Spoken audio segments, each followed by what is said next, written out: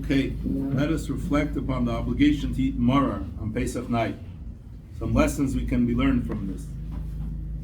The Torah requires that the Pesach offering be eaten together with both matzah and maror. Nowadays, in the absence of the Beis Hamikdash, Pesach offering can't be brought, so the obligation to eat maror is rabbinic.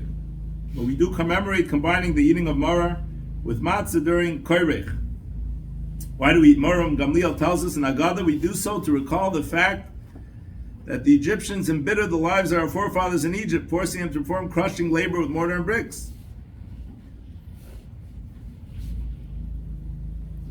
The mitzvahs of Pesach are more than symbols, they carry lessons for our lives. What lessons can we learn from maror?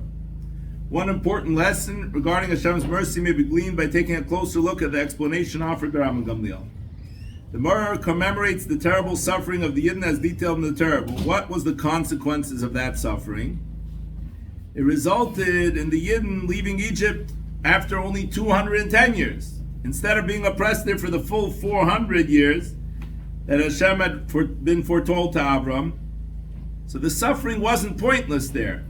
It enabled the Yidden to leave Egypt and become a nation almost 200 years earlier. So it's an important lesson that we can apply to ourselves. Every one of our lives contains setbacks, disappointments, frustrations. These are the maror that Hashem places in every person's personal seder of life. They're not random or coincidental occurrences. Hashem's messages to us. It's imperative that we realize they occur for our benefit, to lead us in the right path. Rav Moshe Feinstein used to make the observation that while horseradishes possessed of much more bitterness than romaine lettuce, it's the romaine lettuce that is preferred.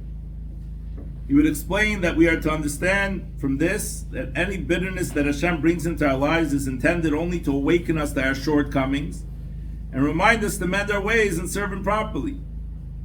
The reminders need not be harsh. The Gemara in Rivkin says, even pulling the wrong denomination of coin from one's pocket qualifies as yisur and suffering. They must be heeded though.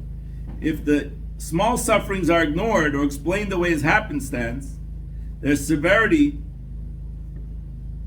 must first be increased so they will be noticed. The common complaint of our times is why so many tragedies and illnesses occur. It can sadly be answered with this simple fact: if we would take notice of lesser misfortunes and spur ourselves to change from lesser misfortunes, the greater tragedies would not have to occur. So the most preferred maror is the least bitter, the romaine lettuce. If we receive the message of the romaine lettuce, the least bitter one, with small hardships, we can spare ourselves greater travails in the future. We won't have to deal with the horseradish. So hopefully we will only have to deal with romaine lettuce and no horseradish.